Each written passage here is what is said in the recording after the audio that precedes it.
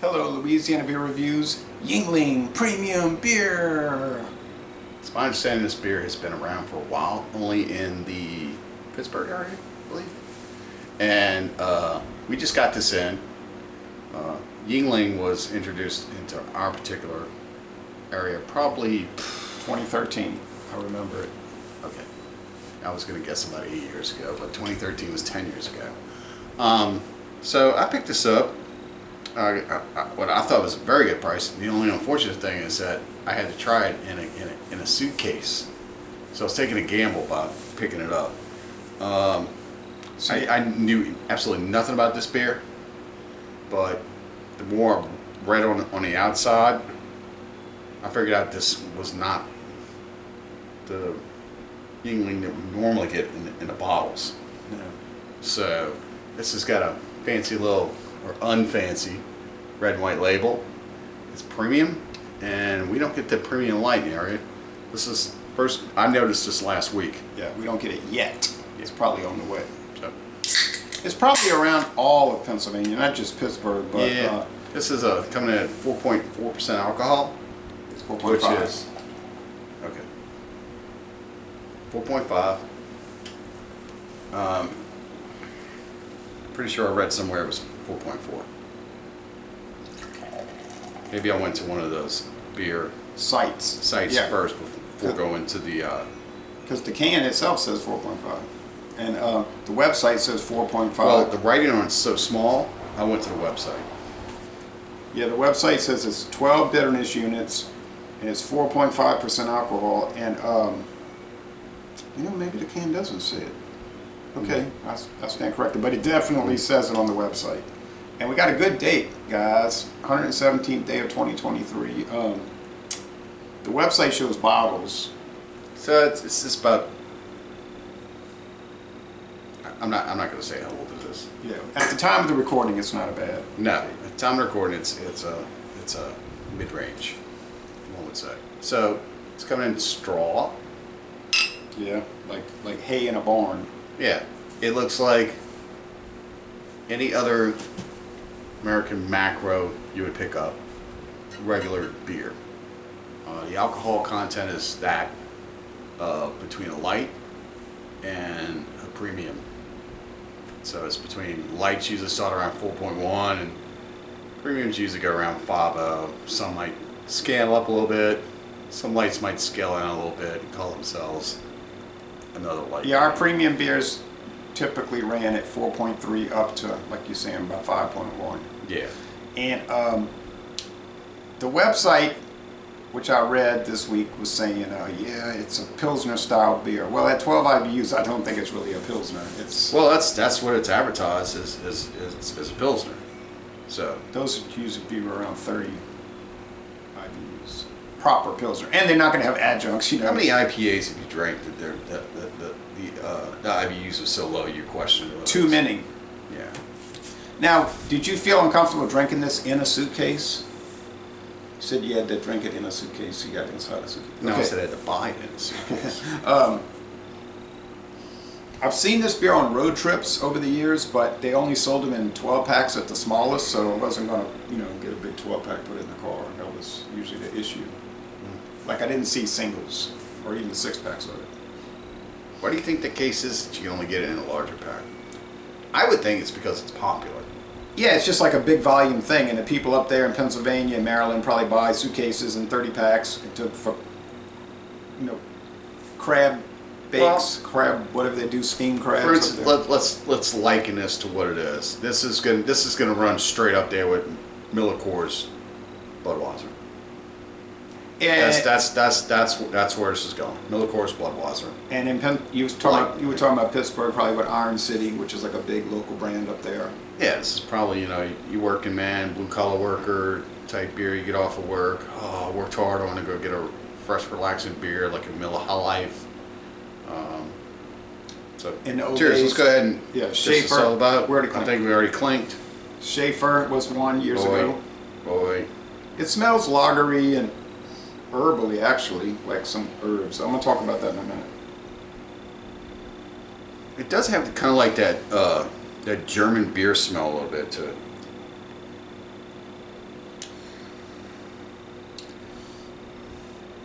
It reminds me in a way, because it's lighter, of that simpler times Pilsner that they used to make, the red label that they stopped selling at Trader Joe's, because it had that like herbal, almost like the yeast was like herbs. That's a far stretch. That is a very far stretch. Not the lager, which is like a malt liquor, but the Pilsner. It's very pleasant. It's not too sweet, probably 2 out of 5 sugar cubes, 2 out of 5, no. I get a slight 1 out of 5 hop creaminess off of this, and then also that herbalness that you were talking about, which I can't pinpoint. It's like Belgian yeast in an American Like, lager. yeah, that's what I said. It's kind of like a German style, which would of course be the Belgian styles. Yeah, well, next door to Germany at least.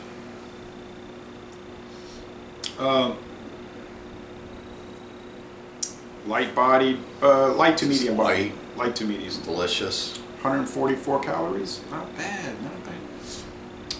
Crisp finish. Yeah, like you were saying off air, I think it's going to be a big seller around here. Are you detecting that creaminess that I'm detecting? Creamy mouthfeel, yeah. I've never had a cream ale, and we were talking off camera about this, and I said, Jay, I think this has got some kind of a cream ale going on. Well, wait. Because the only thing I can liken a cream ale to is like a cream soda. And so there's that aspect that I get from a cream soda, and that's minus the flavor and sugarness that you get from that. But we did do a cream ale once. Remember someone sent me Genesee cream ale? But that was only half a can, so you might have forgotten. Man, when was that? 2 years ago, a year ago. Genesee cream ale. With that Before or after the pandemic? after, during. Before. No. Negative. You just forgot. When we get older, sometimes we start to forget things. But we don't get cream ales commonly around here. Okay, so don't get me wrong. If you go around Louisiana, you just do not see cream ales, okay? We don't get a lot of styles. We only get one. You know, there's common Chafunkta. beer. Chafunkta cream ale, but how many people drink that, you know? Yeah. We only get one style of beer, you were saying? One common. There's a common style out in California. Oh, the California Common. Yeah. We only get one of those. We get Catahoula Common and we get Anchor Steam, if you can find it these days. Well, that's what I meant. I meant we only get one, and that's the local one is brewed by a local craft brewer. Which And it is very common. they're I mean- hugely successful still. When I say it's common, I don't mean everybody sells it. I mean the flavor's common. It's not that exciting. Well, It's okay. I think in some aspects people don't want to get palates wrecked by beers. They don't want over sweetness. They don't want sugar. They don't want Fruit Loops. They don't want chocolate too much. They don't want dark. They don't want this, you know. Yeah, with an Some Anchor people Steam. just want to drink beer. Yeah, And some but- people want to judge beer for what beer should be, which is beer. Well, I mean, it depends who you're talking to, but with that California Common style, definitely you're not going to get your palate wrecked. Well, you can go ahead and drink all those hazies or those doubles you want, and you're going to get enormous because a lot of those They are very caloric. are unfinished beers. That's why they got gunk in them. And a lot of those are still live. So when you consume that should be Well, that could be finished. a probiotic. That is well, yeah, but you know what? It's still going to produce all those after aspects that you would get from that It's just going to make you big. yeast. You know, Oh, yeah. you're drinking all of this heavy stuff, and we know because we know a lot of people who drink all that stuff, and they do not get small. They maintain their bigness. When Steve Martin said, "Let's get small," he did not break out a bunch of heavy craft beers. Because they didn't really have those in 1976. Yeah. But anyway, Well, they definitely will not let your beard grow big.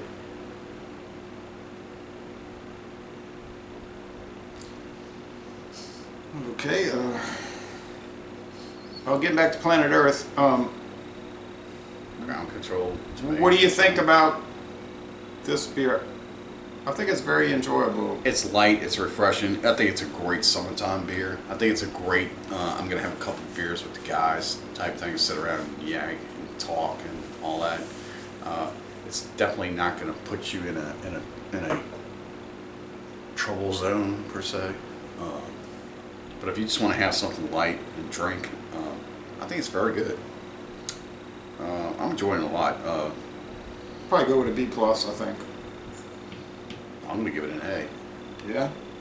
Yeah, it's a really good beer. There's absolutely nothing wrong with it. I'm getting no bitterness.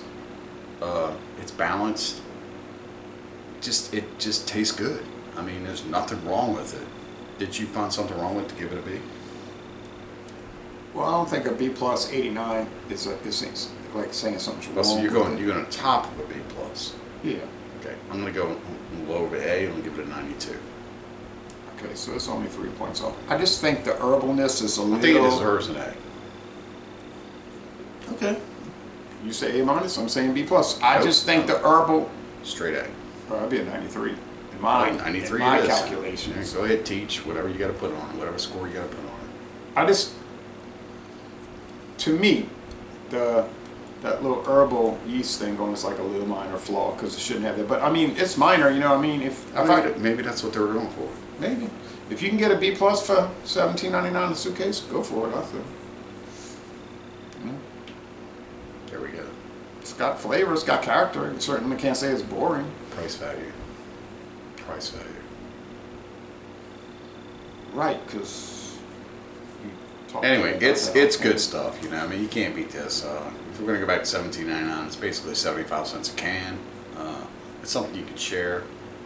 You know, I mean, you get a whole suitcase. You're not gonna drink all this beer anyway.